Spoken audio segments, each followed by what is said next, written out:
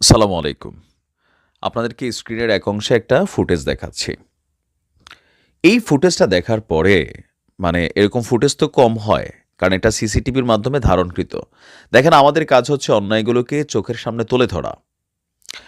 এই ফুটেজটা একটা বার্তা দিচ্ছে যে আগামীতে বিএনপি যদি ক্ষমতায় যায় তাহলে পরিস্থিতি বিভিন্ন জায়গায় কেমন হইতে পারে। প্রতিদিন গণমাধ্যমে ২-৪-১০টা নিউজ আসতেছে। আপনারা যে দৃশ্যটা দেখছেন এটা হচ্ছে ঢাকা সম্ভবত নরসিংদীর একটি ঘটনা। এই দৃশ্যটা দেখে অনেকে এখানে আপনারা বসবেন, আবার অনেকে বসতেও পারেন নাই। এখানে মেইন ফ্যাক্টটা হচ্ছে যে আমরা যদি দেখি শ্রমিক দল নেতার কাগজপত্রবিহীন মোটরসাইকেল আটকের কারণে আপনার গতকালকে ৪টার সময় নরসিংদী জেলার মাধবদী পুলিশ স্টেশনের কর্মকর্তারা কোনো রকম কাগজ নেই এমন একটি মোটরসাইকেল আটক করে থানায় নিয়ে যান। থানায় পৌঁছানোর কিছু সময় পরে ওই থানাতে হামলা করে স্থানীয় যুবদল এবং শ্রমিক দলের নেতাকর্মীরা। গোয়েন্দা সূত্রে জানা গেছে যে আটককৃত মোটরসাইকেলটি অবৈধ কার্যকলাপে ব্যবহৃত হতে পারে সন্দেহে থানায় এনে রাখার কিছুক্ষণের মধ্যেই ধারালো অস্ত্রসহ মাধবদী পুলিশ থানা আক্রমণ করে শ্রমিক দল যুবদলের নেতাকর্মীরা। এতে নেতৃত্ব দিয়েছেন মাধবদী থানা শ্রমিক দলের যারা ঊর্ধ্বতন নেতারা আছেন। তো তারা যাওয়ার সময় স্টেশনের সামনে রাখা পুলিশের গাড়ির বনেটে বেশ কিছু কোপ দিয়ে গাড়ির সিটটিও কেটে ফেলে। দেখেন, ৩ কারণে বাংলাদেশ জামায়াত ইসলাম আগামী দিনে রাষ্ট্র ক্ষমতায় যাওয়ার জন্য প্রস্তুতি হচ্ছে বা তারা ক্ষমতা পেতে যাচ্ছে যদি ২ বছর পরে নির্বাচন হয়। নাম্বার ১, বাংলাদেশে আওয়ামী লীগ সরকারের পতন হয়েছে, কিন্তু চাঁদাবাজি কি বন্ধ হয়েছে? মিথ্যা মামলাগুলো বন্ধ হয়েছে? বিভিন্ন জায়গায় অবৈধ দখল, জোর জুলুম, লুটপাট এগুলা কত অংশ বন্ধ হয়েছে? আমার বক্তব্য বাদই দেন। সারা বাংলাদেশে আপনারা দেখেন না কি হচ্ছে? আসিফ নজরুল তিনি কি ঘোষণা দিয়েছেন যে সারা বাংলাদেশে যে মামলা বাণিজ্য এদের মধ্যে কারা জড়িত, এই জিনিসগুলোতে আপনি যদি বিএনপি এবং জামাতকে পাশাপাশি রাখেন তাহলে জামাতের চরিত্র 95% পরিষ্কার, বিএনপির 5%। তবে দলীয় হাইকমান্ড জনাব তারেক রহমান, রুহুল কবির রিজভী, মির্জা ফখরুল ইসলাম, মির্জা আব্বাস, প্রত্যেকটা কেন্দ্রীয় কমান্ড তারা কিন্তু প্রতিদিন নেতাকর্মীদেরকে বলছেন যে বাবারে তোরা এগুলা করিস না, সামনে পুলসেরাতের পোল পার হইতে হইব। এই যে মানে ৫% নেতাকর্মী আছে বিএনপি এবং আওয়ামী লীগে, কিন্তু এরা আছে। এই ৫% নেতাকর্মী কোনোভাবেই তারেক জিয়ার কথা শুনতে রাজি না। তারা মনে করতেছে ভাই বালুরঘাটটা আমার নিতে হবে। তো এরকম জবরদখলের খেলাটা যেটা গত ৫ মাসে চলছে সারা বাংলাদেশে, আপনি দেখেন যে জামাত ৯৫% ক্লিয়ার ইমেজে আছে।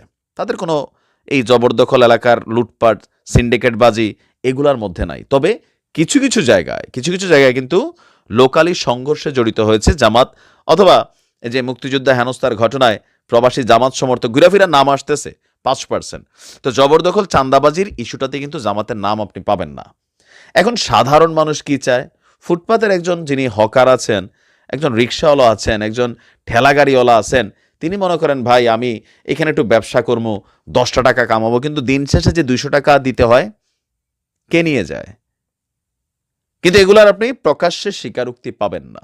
এই বিষয়টা বুঝাইতে পারছি যে সান্দাবাজি লুটপাটের খেলায় সাধারণ মানুষ জামাতকে পছন্দ করা শুরু করছে। এটা আপনি একদম বাস্তবতা। দ্বিতীয়ত, কর্মীদেরকে কন্ট্রোলিং এর বেলায় আমি বরাবরই আমার অবস্থানটা প্রকাশ করছি যে আওয়ামী লীগ বলেন, বিএনপি বলেন, জাতীয় পার্টি বলেন, জামাত ইসলাম বলেন, এই কথাটা আপনি জামাতকে অপছন্দ করতে পারেন, কিন্তু তাদের নেতৃত্বকে প্রশ্ন করার সুযোগ নাই। জামাতের যে চেইন অফ কমান্ড এতটাই স্ট্রং, জামাতের আমির যে অর্ডারটা করে একদম মাঠ লেভেলে থাকা ছাত্র শিবিরের একজন সাধারণ সাথী কর্মী সেটাকে ফলো করে, জামাতের কর্মীরাও ফলো করে, শিবিরের কর্মীরাও ফলো করে। কিন্তু আমাদের দলগুলোর মধ্যে কেগুলা আছে? তারেক রহমান বেচারা প্রতিদিন বলতেছেন বাবারে তোমরা কিন্তু নমুনাটা বুঝতেছ না, কঠিন একটা যুদ্ধ হবে। বোঝেই না। যারা এই লুটেরা শ্রেণী আছে ৫%, এরা এগুলা করছেই। এই বিভিন্ন জায়গায় গিয়া বউজামার কাজ্যার মধ্যেও তারা যাচ্ছে, মানুষের জায়গা জমি যেগুলো আছে কারোর সাথে কারো মামলা, যার টাকা আছে তার পক্ষে অবস্থান নিচ্ছে। এখন এটা কেন হচ্ছে? চেইন অফ কমান্ডটা বিএনপির মধ্যে এখন ভেঙে গেছে। হাই কমান্ড চাচ্ছে একরকম, রুট লেভেলে একদম গ্রাস পর্যায়ে ঘটনাগুলো হচ্ছে আরেক রকম। এটা মানুষের চোখের সামনে পড়ছে। এই বিষয়গুলো কিন্তু খুবই জরুরি আপনার বুঝতে হবে। তৃতীয়ত, রাজনৈতিক পলিসি আপনি যদি দেখেন, জামাত যেভাবে আগাচ্ছে ম্যাটিকুলাস উইথ এ প্ল্যান। আপনি এখানে দেখেন যে চরমোনাইয়ের সাথে কি সুন্দরভাবে একটা কানেক্টিভিটি তারা তৈরি করছে। চরমোনাইয়ের বক্তব্যগুলো শোনেন তো নাকি? প্রতিদিন বিএনপি নিয়ে বলে যে মুদ্রার এই পিঠ, একদল গেছে, আওয়ামী লীগকে মানুষ কেন পছন্দ করছে এগুলোর জন্য, তার একদল তো আইসেই ক্ষমতায় আসার আগে শুরু করে দিছে, তাহলে ক্ষমতায় যাওয়ার পরে কি করবে ভাই? এই যে দৃশ্যগুলো কিন্তু সাক্ষী হচ্ছে, আপনার বুঝতে হবে। এগুলো বিএনপির নেতাকর্মীদের আপনাদের বুঝতে হবে। ক্ষমতায় চলে আসবেন এখন, কিন্তু আগামী 1 থেকে 1.5 বছর পার হয়ে গেলে মানুষ আপনাদের প্রতি বিরক্ত হবে। পাশাপাশি বৈষম্য বিরোধী আন্দোলনের যে একটা নতুন ভোটার তৈরি হচ্ছে, আপনি বুঝছেন 17 বছর বয়সে ডক্টর মোহাম্মদ ইউনূসের যেই ভোটারদেরকে কানেক্ট করার প্ল্যান, তাহলে আপনি চিন্তা করেন সারা বাংলাদেশে কি পরিমাণ, যদি বৈষম্য বিরোধী ছাত্র আন্দোলন কোনো রাজনৈতিক দল না আনে, তারা মেটিকুলাসলি জামাতের পক্ষে তাদের অবস্থান নিয়ে আনে, কারণ বিএনপির সাথে একদম প্রকাশ্যে সাংঘর্ষিক অবস্থান তৈরি হয়ে গেছে। সো তাদের হাতে বিকল্প থাকবে জামাত। আবার জামাতেরই টিম কেউ কেউ মনে করেন এই বৈষম্য বিরোধীরা। তো আপনি বুঝতে পারতেছেন মাওলানা মামুনুল হক একটা বিশাল শক্তি, তারা কিন্তু জামাতের সাথে কানেক্টেড, এবং কি ইসলামী দলগুলোকে একত্রিত করে একটা সরকার, ইসলামিক সরকার কিন্তু তৈরি করার চেষ্টা চলছে জামাতের। আবার দেখেন যে জামাত সম্পর্কে আগে যে জিনিসগুলো মানুষে অপছন্দ করত, অমুসলিমদেরকে কানেক্ট করার জন্য দেখছেন শাখা হোক যেইটাই হোক, তারা কিন্তু ওই কাজগুলা করছে, সফল হচ্ছে। আর এগুলা বিএনপির জন্য সবচেয়ে বড় বাধার কারণ হবে আগামী 1 থেকে 1.5 বছরের মধ্যে। 1 থেকে 1.5 বছরের মধ্যে এই সরকার যদি টিকা থাকে, তাহলে বিএনপির যে ওজন অস্তিত্ব, আওয়ামী লীগের বিপরীতে বিএনপি ভালো হবে, এটা কেউ আর বিশ্বাস করবে না। এটা কিন্তু বিএনপির যারা ঊর্ধ্বতন নেতারা আছেন তারা বোঝেন, এমপিরা বোঝেন, যারা এমপি প্রার্থী হবেন তারা বোঝেন। কিন্তু ওই যে ভাই 5% কর্মীটা আওয়ামী লীগের মধ্যে আছে, বিএনপিতে আছে, জাতীয় পার্টিতে আছে, তবে জামাতের অবস্থা আলাদা। এই যে ধরেন সারা দেশে এখন স্মার্ট কার্ড বিতরণ হচ্ছে, আপনি দেখছেন শিবিরের পোলাপাইন, জামাতের পোলাপাইন কি পরিমাণ খেদমত করতেছে। আপনি ভার্সিটিতে ভর্তির জন্য যান, জামাত শিবির কি মানুষের হৃদয় জয় করার ট্রাই করছে। আর বিপরীতে আমাদের তারা, এই বেটা চিনো সামিকে, আমি এলাকার ভাই, প্রিয় অভিভাবক, ফেসবুকে জামাত লইয়া জামাতের নেতাকর্মীদের দেখছেন ফেসবুকে কয়টা পোস্ট করতে, প্রিয় অভিভাবক, এলাকার তারুণ্যের অহংকার, ওমক সোমক। আপনি এগুলো দেখেন, কিন্তু আমাদের অন্যান্যরা কিন্তু এগুলা করতেছি। এগুলাতে মানুষ বিরক্ত নাকি পজিটিভ? বিরক্ত। যারা আমরা দলীয় লেসপেন্সাররা আছি তারা খুশি, প্রিয় অভিভাবক লেখা লেখা হ্যাঁ আমরা দিচ্ছি। তো এইগুলাতে মানুষ বিরক্ত, আপনার বুঝতে হবে। আওয়ামী লীগের পতন এইসব কারণেই ঘটছে।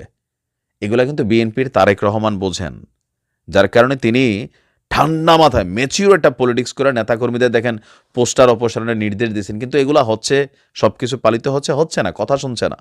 তো এই 3টা কারণ দেখেন। প্রথমত মাঠের রাজনীতিতে বর্তমান যে দৃশ্যপটে জামাত আগানো, দ্বিতীয়ত হচ্ছে চেইন অফ কমান্ড, নেতাকর্মীদের কন্ট্রোলিংয়ে জামাত আগানো, পলিটিক্যাল দলগুলোর সাথে ঐক্য বা সিস্টেম করা, সেখানে জামাত আগানো, প্রশাসনে জামাতের বড় একটা অংশ তারা কিন্তু বসে গেছে, বড় একটা অংশ। আমার অনেক পরিচিত জামাতের বড় ভাই আছেন যাদের সাথে মাঝে মাঝে কথাবার্তা হয়, বিএনপিতেও কথাবার্তা হয়, অনেকের সাথেই। তো আমি তাদের আলোচনাগুলো যখন শুনি, জামাত অনেক দূরে গিয়ে গেছে। ইভেন আচার ব্যবহার, তাদের কর্মী সমাবেশে আপনি দেখেন নমুনা। গায়ের শক্তি দিয়া ভোট কেন্দ্র দখল, এই নির্বাচন কিন্তু এবার হবে না। ভোট চাইপা ফেলবেন, গুলি করে ফালাই দিবে, এই নির্বাচন কিন্তু এবার হবে না। তো সব কিছু ক্যালকুলেশন করলে আপনি জামাতকে বিট করার জন্য একটাই অপশন, তারেক রহমান বলছেন 31 দফা নিয়ে মানুষের ঘরে ঘরে পৌঁছাও। কেউ পৌঁছাচ্ছে, কেউ কিন্তু আবার লুটপাটেও ব্যস্ত আছে। এই 3টা কারণে জামাত ক্ষমতায় যাচ্ছে নিশ্চিত, যদি 2 বছর পরে নির্বাচন হয়, বলে দিয়ে গেলাম। ভালো থাকুন।